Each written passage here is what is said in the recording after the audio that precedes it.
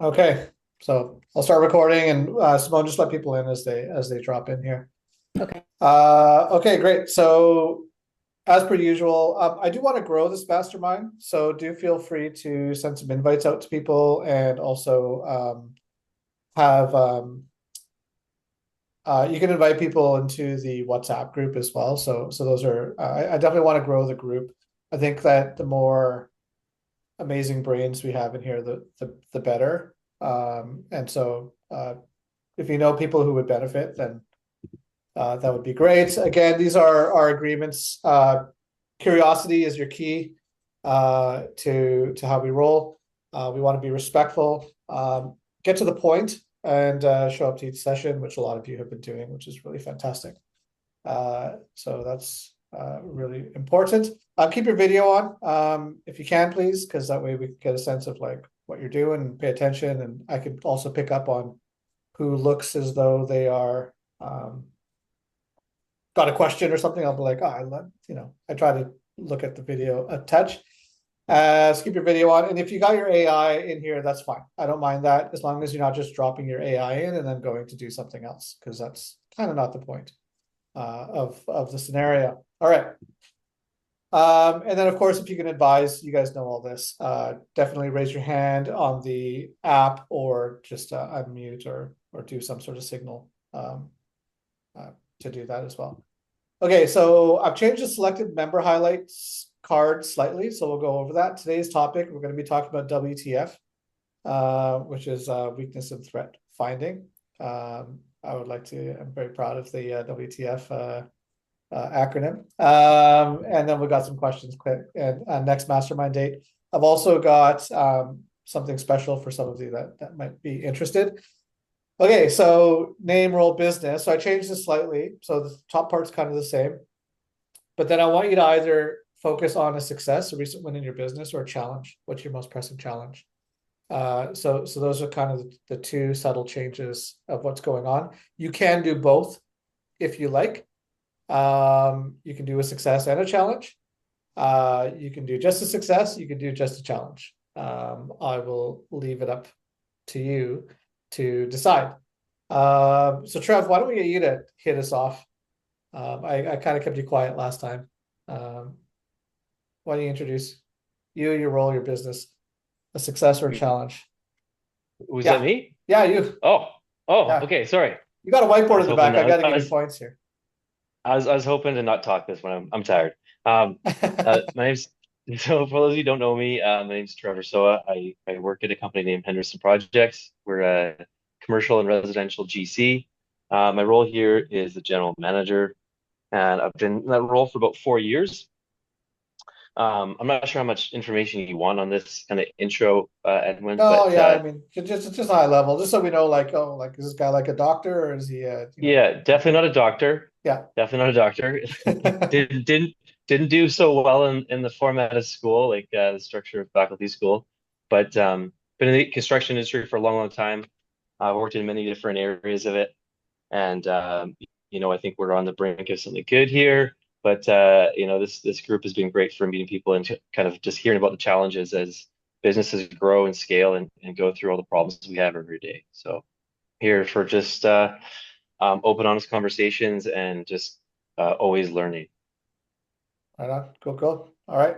Lovely. Ty, we had a really great couple of meetings this morning, so why don't you throw in on the intro and a success and a challenge. Yeah, Tyler Woodell with Crave Homes Limited. We are a GC doing mainly residential, kind of focusing on trying to go into more of the luxury market as we speak. And I am the founder and running multiple hats at the moment. But at the end of the day, just more of a CEO is my main role. Some successes or challenges, lots of successes as of late. Got a big shout out to Edwyn on that front because he's been a big driver on that. But I think Success that I'd probably highlight in the last few months, anyways, is rolling out a hiring and onboarding process. We've been rolling out a lot of processes, but that one's been super critical. Been able to bring on a couple key team members in the last few months, and the process of just doing that is just night and day from where we were about a few years ago. So, good success on that. Challenges. Yeah, I think just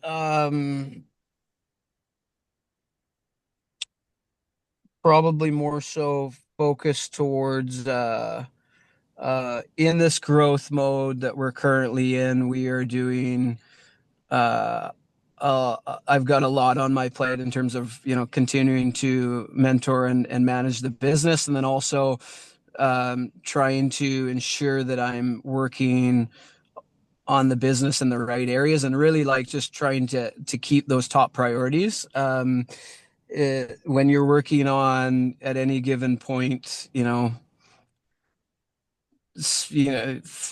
3 to 10 items at any given point on biz dev, and you're also trying, it's easy to get kind of lost. And I think that would be one of the challenges that I'm facing right now, is just really trying to get more on a high level of like prioritizing on a daily, like, so many things going on, 3 key items that I want to be focusing on a day, and really making sure that I'm giving that attention.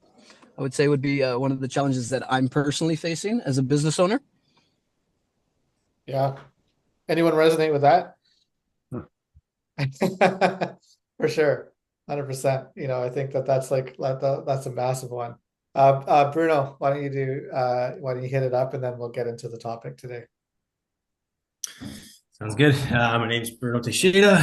I am the owner of SEMA Mechanical. We are a plumbing, heating, and gas contracting company. Been around for about 10 years now.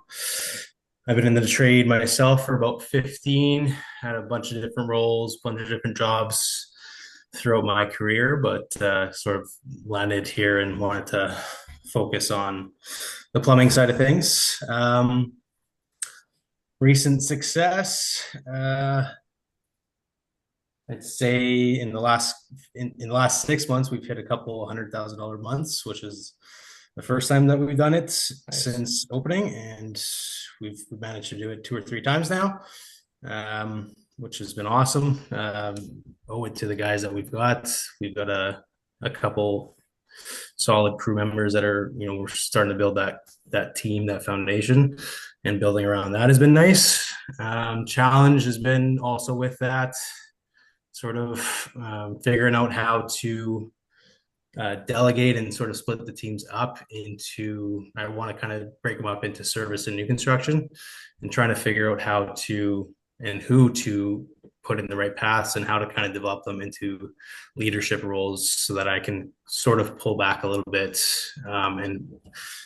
and sort of manage it from a higher level, and have them, have that attention to detail, that I don't have to be on site all the time for each kind of scope. So that's been the challenge with the growth, but it's all good things, and it's sort of part of the learning process that I'm happy to be doing. But yeah, that's what we're working on now.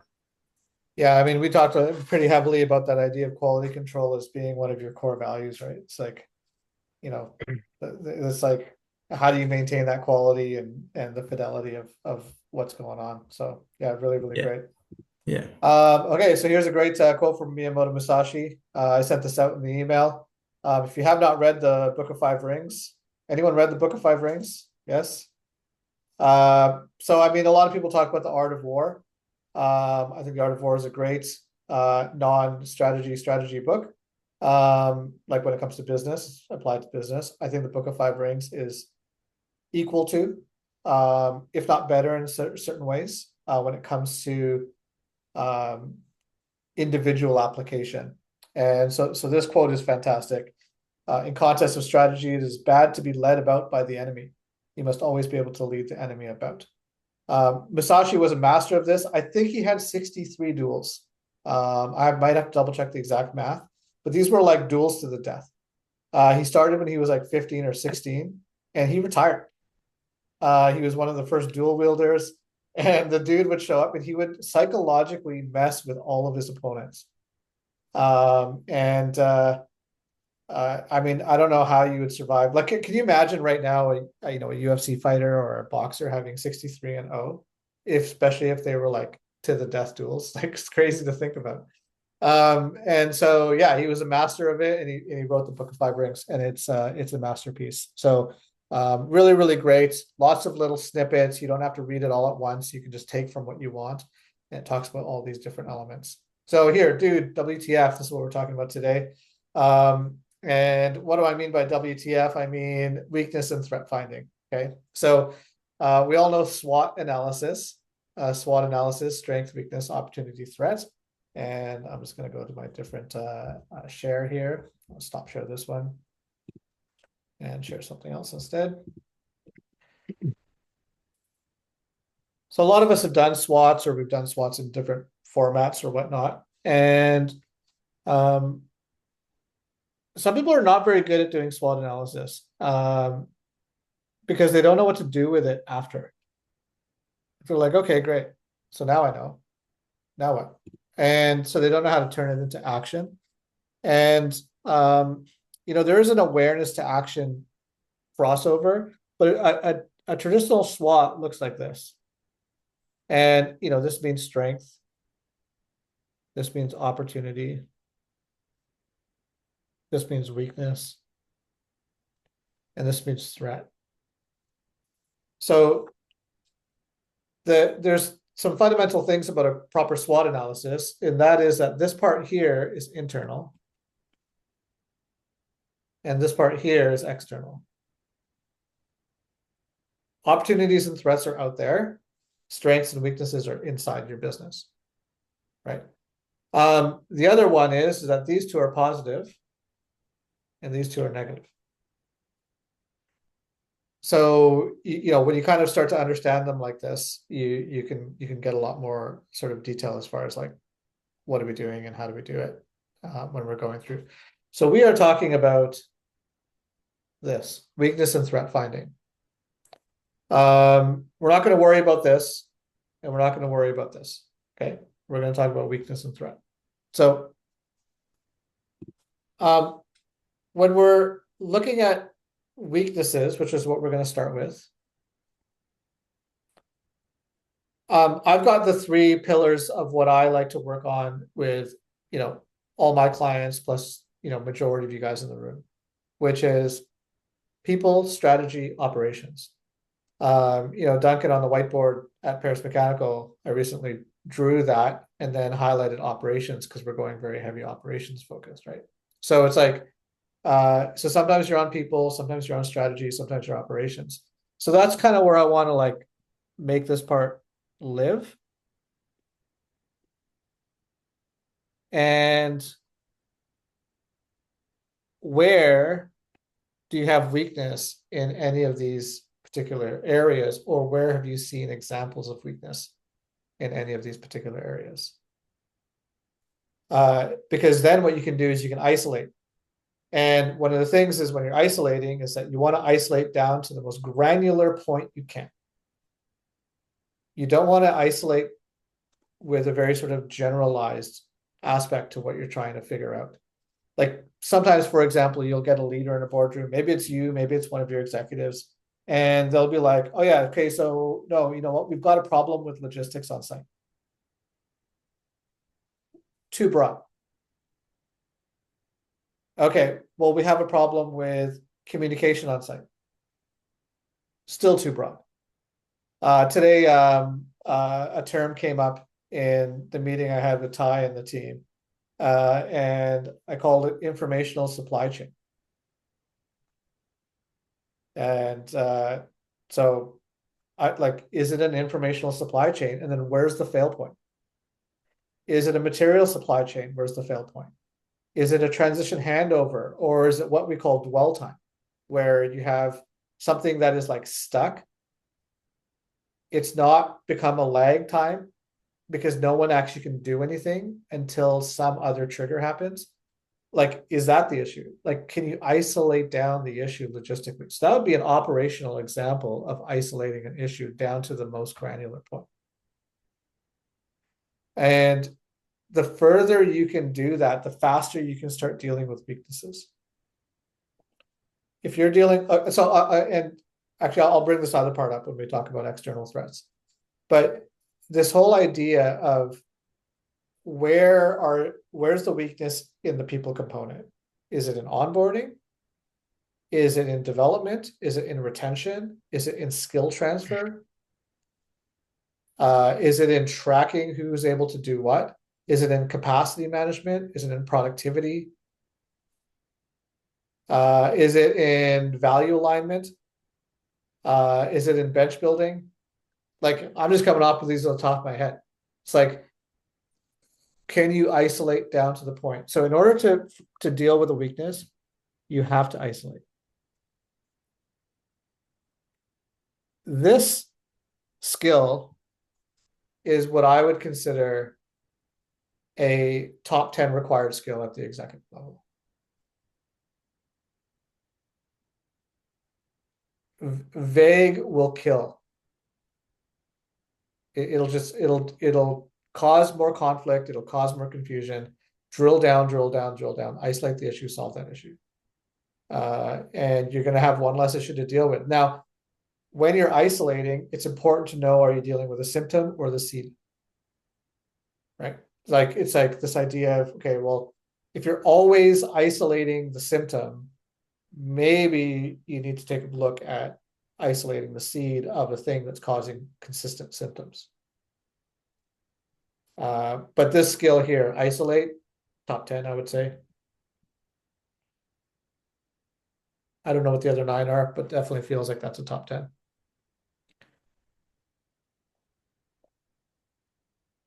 So let's get some examples. Let's start with people. They can be real world. I would like a bit of transparency in the room. That's where we have opportunity to solve things. Where are some examples of people weakness that you've either seen, been involved in, or dealing with, and state them from a very isolate, drill down perspective? I'll use one. Yeah, great. First thing that comes to mind, I wrote them down, is obviously finding and attracting people to our company. That is one. Another one with people would be our internal communications, because we have multiple divisions. We do see that we think and anticipate that it's good and that the lessons have been taught, but the practice and thorough follow through with that isn't always made. Yeah, great. Find and attract is a very powerful thing. We've talked about this with this idea of, can you become an attractive employer, is way better than constantly hunting. Like, way better. And trying to become an attractive employer is work. It's like, it's a lot of work. So, and there's a lot of elements to it, but yeah, I love that. And internal communications, there's a term here that I use once in a while. It's called fidelity. Fidelity is that idea of, it's telephone. Like, as a kid, we used to play telephone. By the time the message reached the last person, it was a completely different message. And so fidelity is a major issue when it comes to communications internally. There's all sorts of, things that we've tried to create to solve that.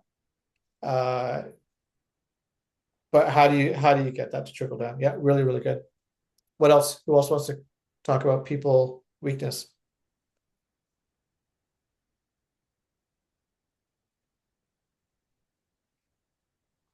I want to add one more then, Okay. because everyone's jumping at it. So I think a huge part that I'm seeing, and I don't know if this is industry wide, but one of our divisions is sheet metal, and we're having a very, very hard time even seeing people go into that. So they're not even entering that workforce. It's not an attractive trade for some reason, even though it pays at the same level as an electrical, plumbing, any of those other sub trades. It's just very hard to find that particular trade. And it has been the whole time I've been doing anything with the trade. It's there's never enough people in it. So I wrote in their talent acquisition gap because you're talking a little bit around an external threat that's causing an internal weakness. So the internal weakness would be a skill vacuum, right? We don't have the ability to execute this because we have a skill vacuum. correct. The external threat. So this one here, I want to put a caveat around it, that this is technically an external threat with the amount of people that are being promoted to go through that particular trade or that industry. This is being talked about very, very heavily. Canada is not talking about it enough. Right now, it's a big conversation in the States. It's called upskilling or reskilling are the two terms that are being used quite heavily. And for example, right now, there's a huge amount of people in America that don't know how to run a production facility. And they're actually using AI to upskill these people in 4 weeks. Now, it's like, can you upskill someone to become a sheet metal technician in 4 weeks? Probably not yet. But this idea of upskilling and reskilling is like, how do you speak to basically a lot of the useless degrees that are out there? Like there's a lot of useless degrees out there. And can you start using this verbiage with your hiring protocols? We will upskill you. We will reskill you. All like that kind of thing to get that going. Providing the tools. Is there a cost to it? Yeah, but is there a cost to not having those people? 100%. Well, I think to add to that, and those are really great points, and I recognize the talent acquisition gap is an external threat. One of the bigger parts is like none of us really know how to get ourselves out of that. That's the internal problem. Is like we keep trying the same things over and over, and we're having to shift like our whole mindset around this, whether it be just starting with green people and doing them through a very expedited training regime, or attracting people from out of country. Like we're just shifting how we approach it. So, but it's still a weakness. Yeah. Like it hasn't improved drastically enough for the rate that we're, growing the company. There's two powers that are under threat right now, and they are manpower and actual energy power. The amount of energy that needs to be created in order to support what is going to be future infrastructure is not there yet. And then there's all the social debates around, do we use nuclear, do we not use nuclear, blah blah blah blah blah. Like there's all these things going on in that world, and then we don't have the actual facilities to manage it. So on a hegemonic quality, we live in the Western hegemony. What's going to happen with this when it comes to versus the other two big ones, which is China and Russia, right? So it's an interesting sort of global thing. Yeah. Go ahead. So I just got something to add on to Duncan's point there, and just like on the skill set. This is maybe not for it's for the higher end skill set in the management. It just in assessing people's skill set when you are onboarding them, when you're interviewing them, and when they start the company, it's like especially in like project management or site management, it's such a wide variable of what they know, what their acumen is, and actually how skilled they are at that, and what interpretation of project management company to company. So like a big thing we're having right now is that we're hiring for a project manager. Okay, well that's a huge wide it's a wide berth of skill sets, and it's very hard to determine that in the interview process. Like someone says, yes, I know estimating, but they really have no idea what they're doing so that's just on the talent acquisition and defining skills. It's very we're finding it very tough right now to properly define that. Right. Yeah. It's like coming back to the motorcycle analogy, where we're trying to pull together a race team. Someone just learned, but they technically have their motorcycle license, and someone's been riding, at high speed. You're like, okay, there's a big gap in between there. Someone's hitting the wall every day, and someone else is making it around the track. Yeah. And in that same analogy, it's like, yes, I ride race bikes around a track. but they might be going very, very slowly Yeah, and right. have, like you said, they might be holding everybody up and they have no idea what they're doing. They're waving at people. But so it's a huge variance, and it's very hard to find that, especially in the review process when you're onboarding people. Hmm. So like there's beginner, intermediate, and advanced, right? Yeah. And so, how do you grade those people in that area? Yeah, we're really good. Okay, let's go to strategy. Strategic weakness. What are some examples of strategic weakness? Maybe you're experiencing some right now.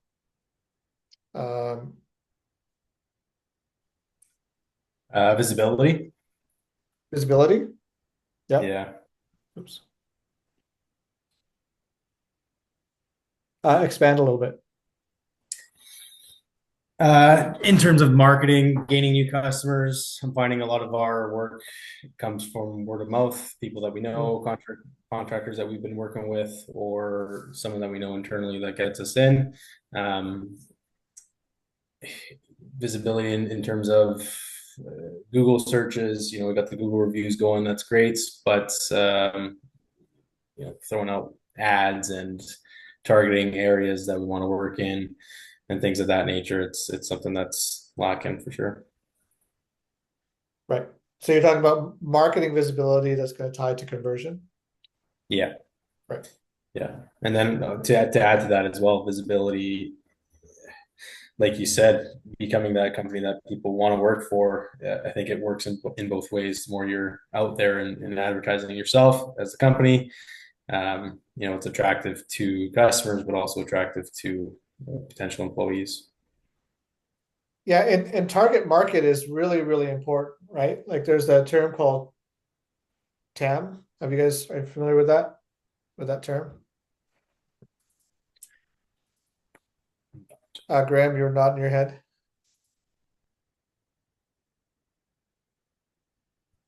I've heard of that. Yeah. Yeah. So TAM is total addressable market.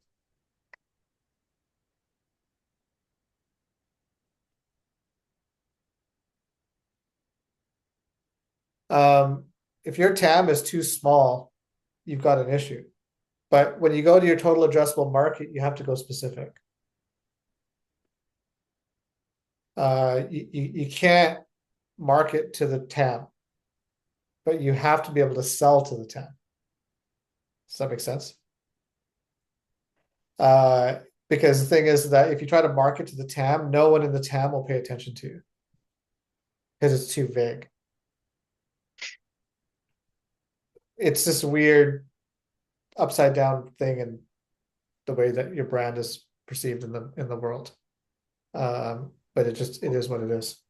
It's that same notion of like marketing. You have to create that specific buyer that is your optimal person that you speak to, and it may attract a whole bunch of people around that aren't those people, but having your marketing not speaking to the masses, but speaking to one small group of people that is your optimal buyer, right? Yeah. Yeah.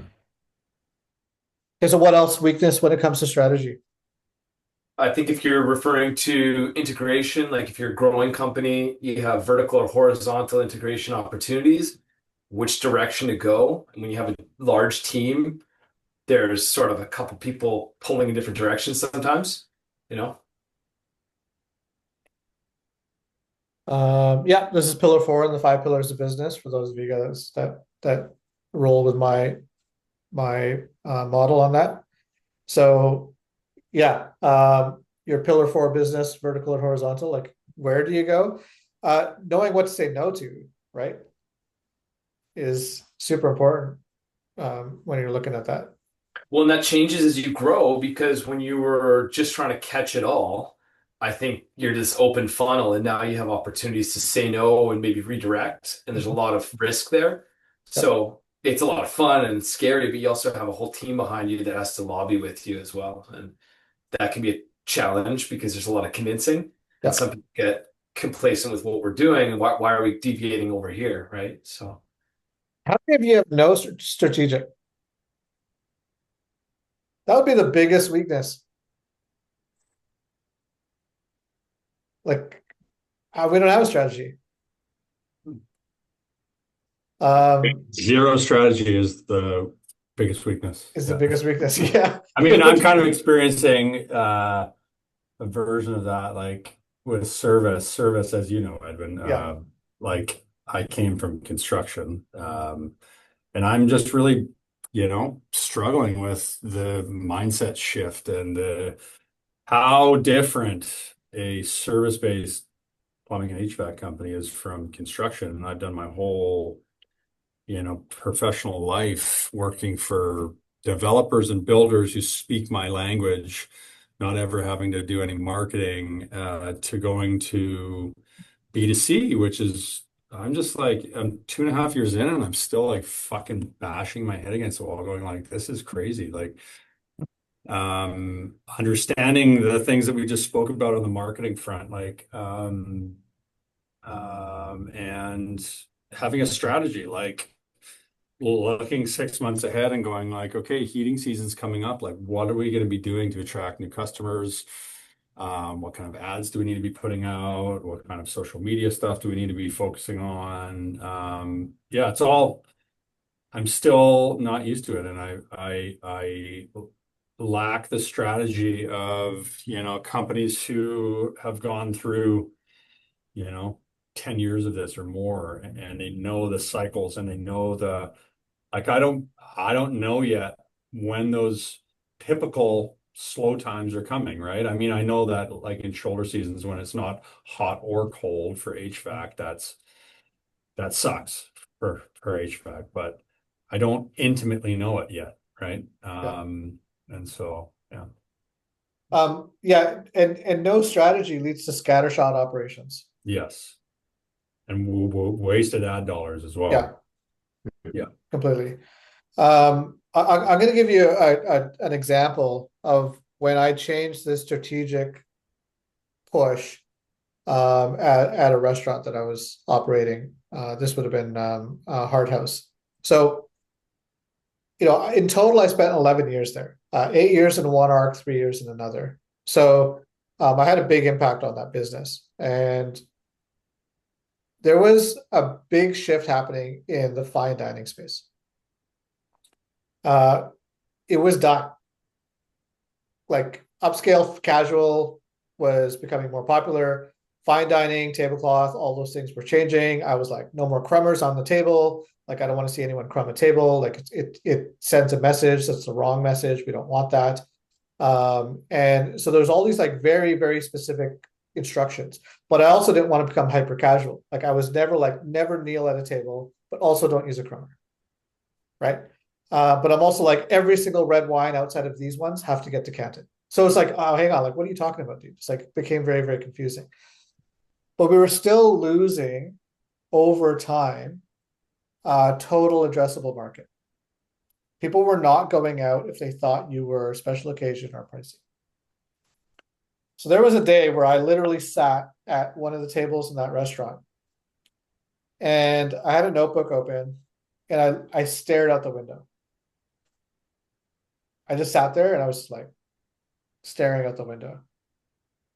And I started breaking down what I thought were successful restaurants in the market, which ones were suffering, what the trends were, et cetera, et cetera, et cetera. And then I went to the ownership and I had a good relationship and a lot of influence with that business, right? They were basically like, here, run it. Okay. And I said, we need to change our entire food program. Now, this is a heritage home. That's a Tudor style heritage home. And I said, we need to become West Coast Mediterranean. They were like, what? I sent it to my PR person. She's like, you're crazy. It's not going to work. I'm like, 100%. I'm like, it's going to increase the amount of people that are interested in the menu. It's going to increase the amount of type of special events we can do. I'm going to get a super directed wine list program. I can train the staff in this very specific way. We can end up pushing this into events, and this whole like outdoor Mediterranean family style wedding thing can happen on the other side.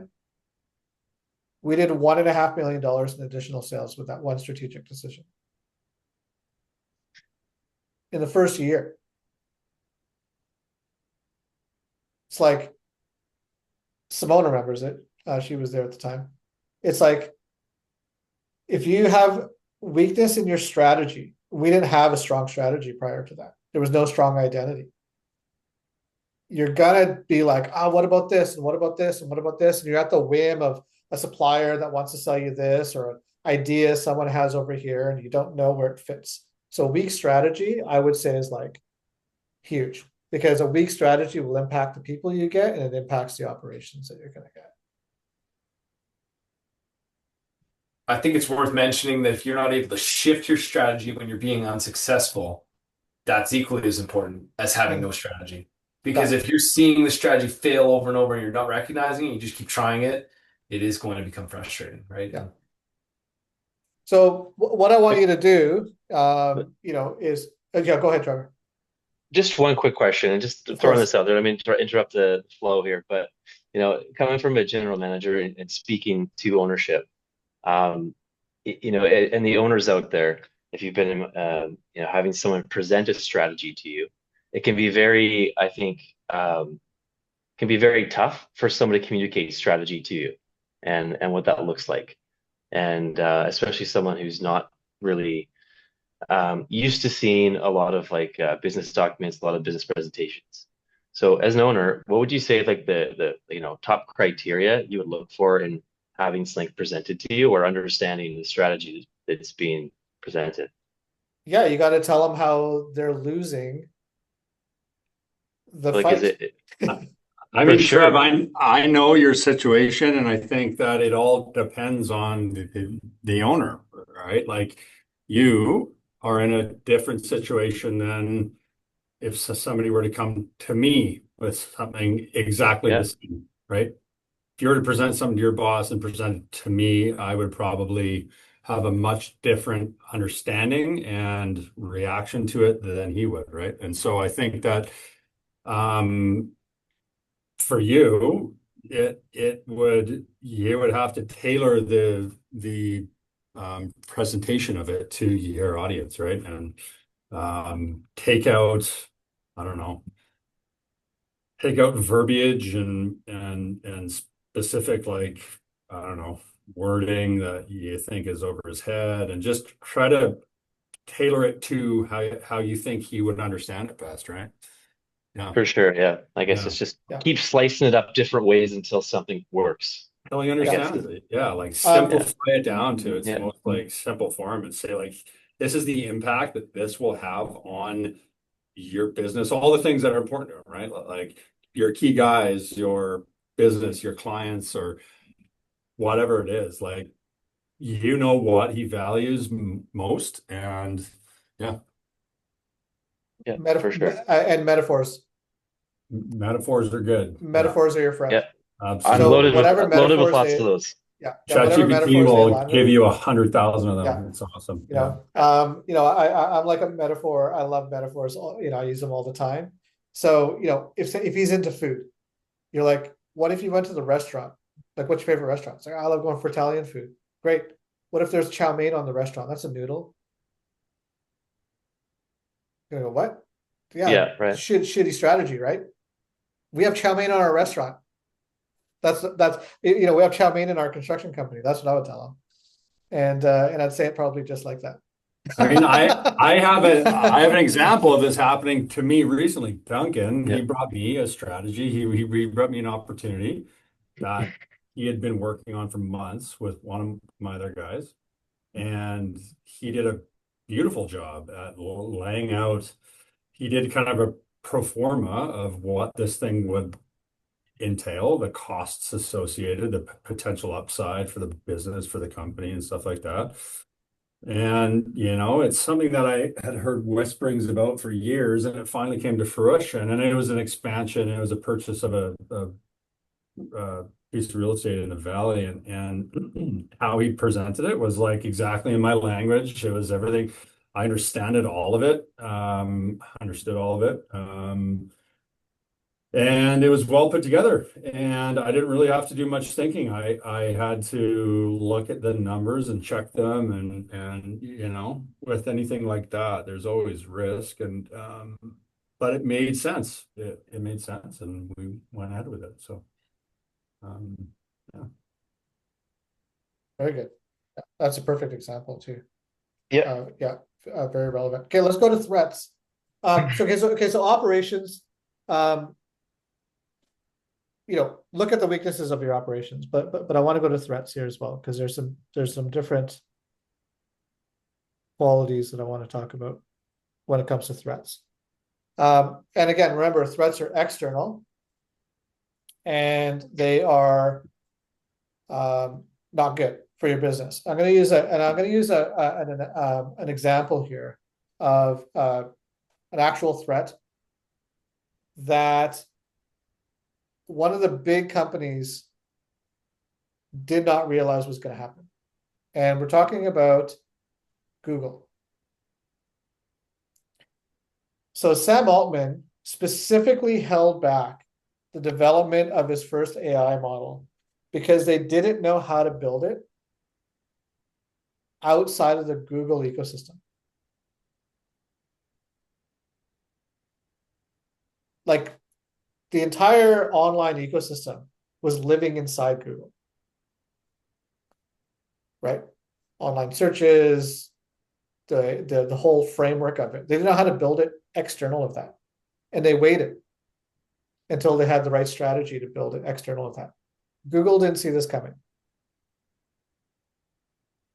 And now we're in a world where one of the largest companies on the planet, another one, Apple, has been way behind on the development of this, did not look at the external threat relative to what they needed to do. Now that's at a massive billion-dollar scale.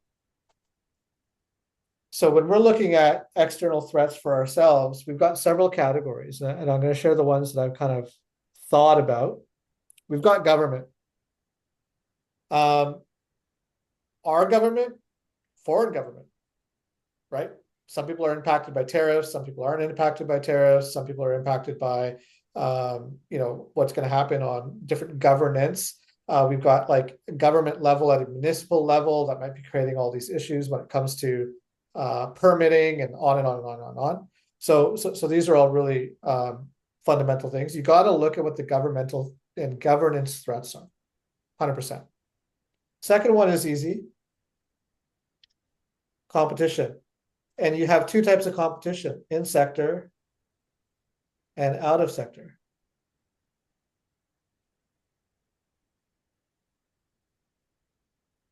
It's like, did taxis think that an app which is out of sector was going to hurt their business? Now, Uber came in, it was an app, technology app, out of sector that was an external competitive threat towards the entire taxi industry.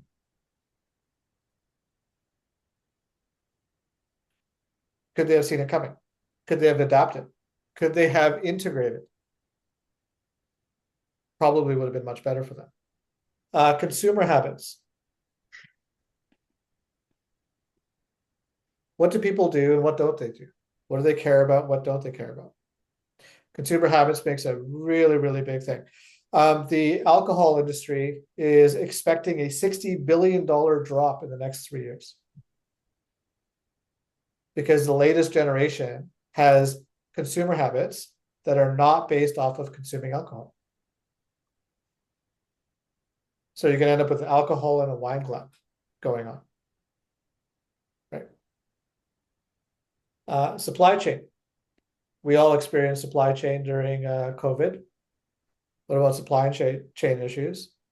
Are you beholden to a very specific supply chain? Is it a critical fail point for your business? Maybe. General economics, inflation, cost of acquisition, cost of living, right? We know right now that healthcare is under burden because the people that work in healthcare can't afford to live in the communities that they serve. Okay, that's a problem. If you've got a paramedic who has to drive in from Chilliwack and takes 3 hours to get to work. Now he's got to drive around for 12-hour shift and then drive home. This is a problem. So we're getting what? Longer wait times, all this other sort of stuff going on. So what are the economic factors going on? How many people want to come to your work? Or do you have buying power? The economic aspect.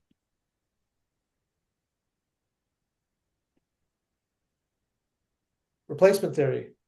Can they use something else instead of you?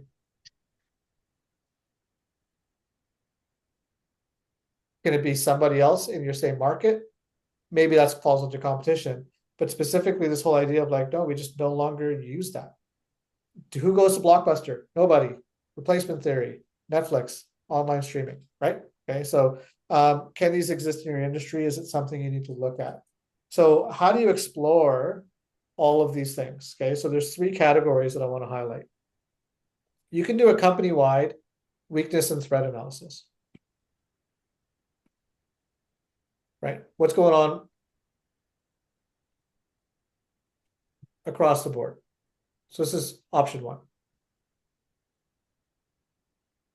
You can also do it by division or by department.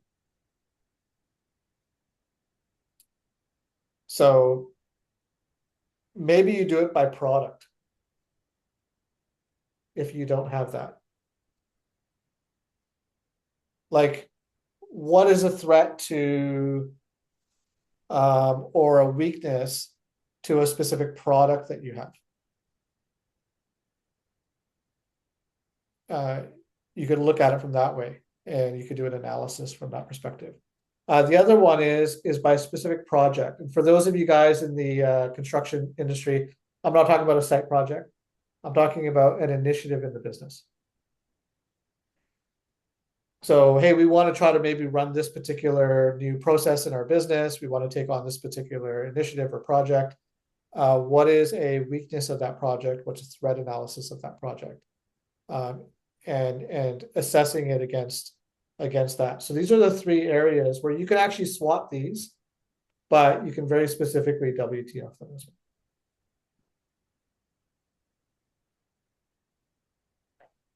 And it depends how granular you want to get.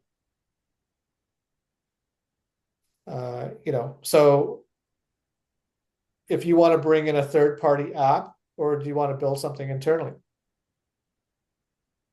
That would be project. Hey, how are we doing when it comes to this particular pillar of our business, division or product? How are we doing as a company as a whole? And you break it down in each of those areas. So where are you seeing those impacted the best and the worst? And this is all at the highest level thinking, right? Like, this is not vortex. This is not getting stuck in the thing that you do every day, day after day, cooking the dish. No, this is sitting at a table with a notepad, staring out the window and changing the entire direction of a restaurant. How do you do that? And majority of you have enough authority and enough accountability to make those moves happen.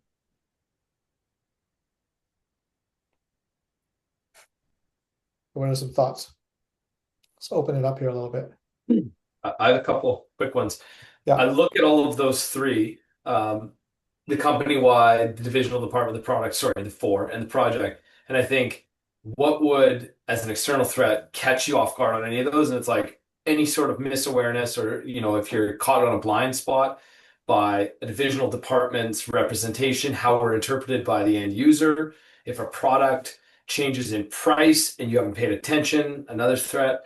If you have a company-wide epidemic and you're not staying in touch with who you're representing as a trade partner, that affects you externally, affects them. And if you're not auditing how they're feeling, you don't know, you can't change it. And the projects that are initiatives within your company, if they're not translated to your end user, that is a blind spot to them. They don't know what you're working on. So what comes to mind is, like, we're revamping our website right now, and I'm eager to launch it, but it's not quite done. But I'm like, every time someone's clicking on our website, they're seeing a 5-year ago company. It doesn't represent who we are right now. Yeah, so that's a weakness that could impact you when it comes to competition, Yeah. right? So it's an internal weakness that's got an external threat component. And yeah, so a lot of times these things aren't just like living in their own individual box. They impact each other. It appears like we're slow to move, but there's been so much happening, we just haven't broadcast it. So as an external threat, it's like some other guy could get to his website first, which is a little bit better than our current, and they look like they've innovated it, right? Mhm.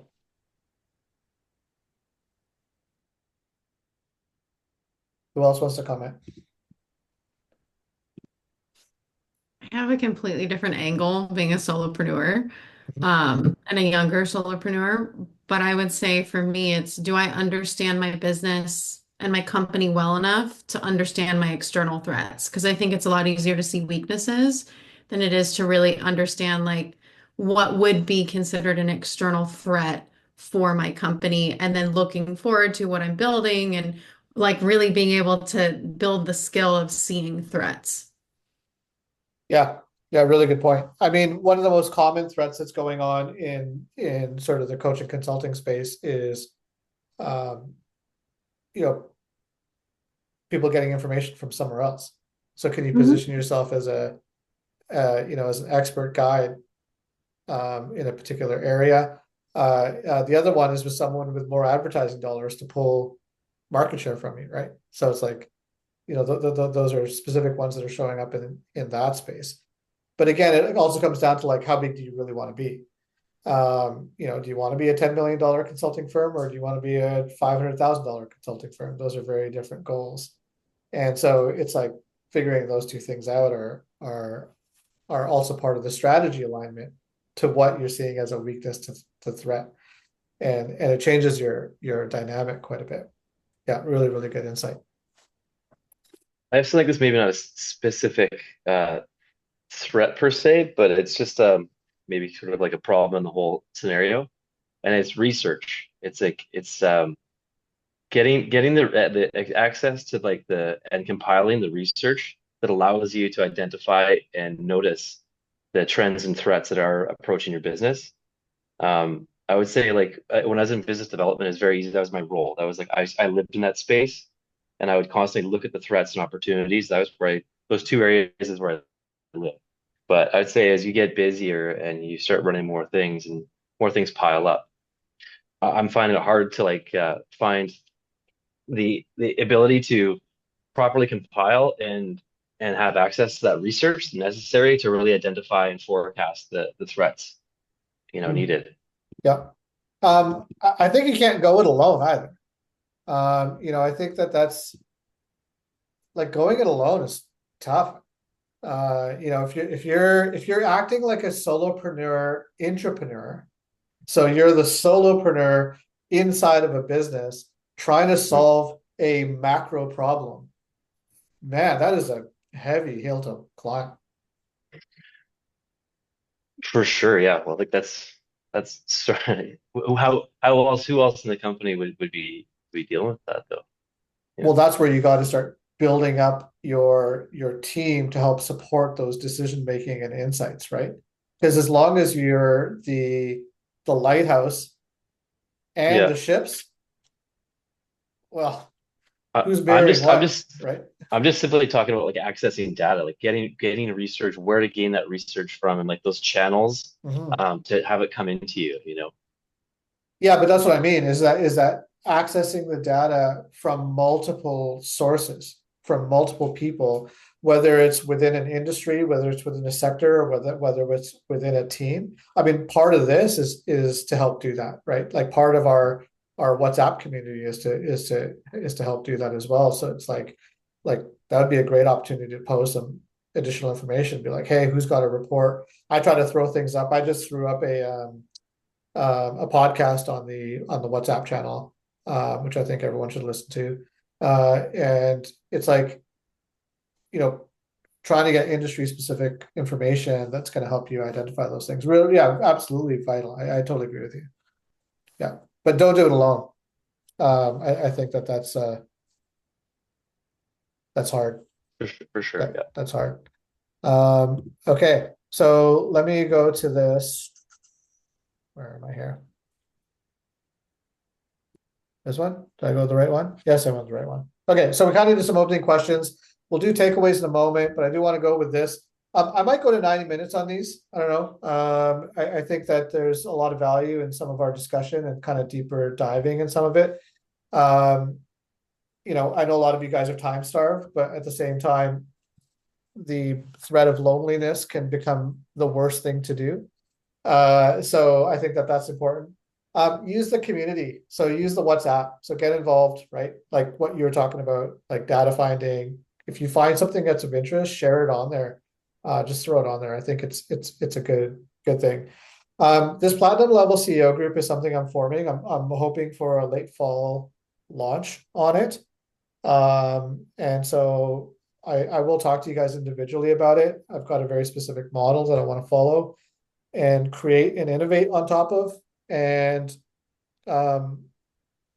they just become a lot of this, you know, a brain and mind trust type thing. And then, of course, the Vault conference. I know some of us are going, some of us are deferring for another year. Failing. Yeah. Don't book a big conference on the same time as your 40th birthday. But I do want to highlight here as well that you can get tickets via an affiliate link that I've got. So if you don't have tickets and you're planning on going, and you do want to go, then get them from me. Because that would be great. I'll put that in here. It's not cheap. It's massively expensive. But you know, it's very, very well worth it. So that's a couple of things. If you already have your ticket, then obviously don't worry about it. But because I probably introduced you to someone who helped you get them. But I have that link in there in case you wanted to do it. That's my own individual link. So I've got the affiliate link with PBD now. So that's kind of right. All right. So closing takeaways, closing thoughts. Who wants to give some closing thoughts? Monty, you've been a little bit quiet on this call. Let's ask you. Just absorbing how to overlay all of this on the business that I run in. And I'm actively working on each of these. I plugged in what I'm working with, you know, the reskilling. So bringing in admin staff, hiring a junior, and then strategies. Are you out there shotgunning, or are you focused on, you know, say business owners instead of just the mom and pops? Or so all of these, I gotta just go through all of them. And AI is another one that could be an external threat in parts, but also a very good tool to use in my industry too. So this is very pertinent. So what am I taking away? All of it. Yeah, all right, good. Bruno, takeaway, closing thought. Just nice to be in a room full of a bunch of really smart people. It's super insightful. This whole SWOT analysis is something that I haven't done yet.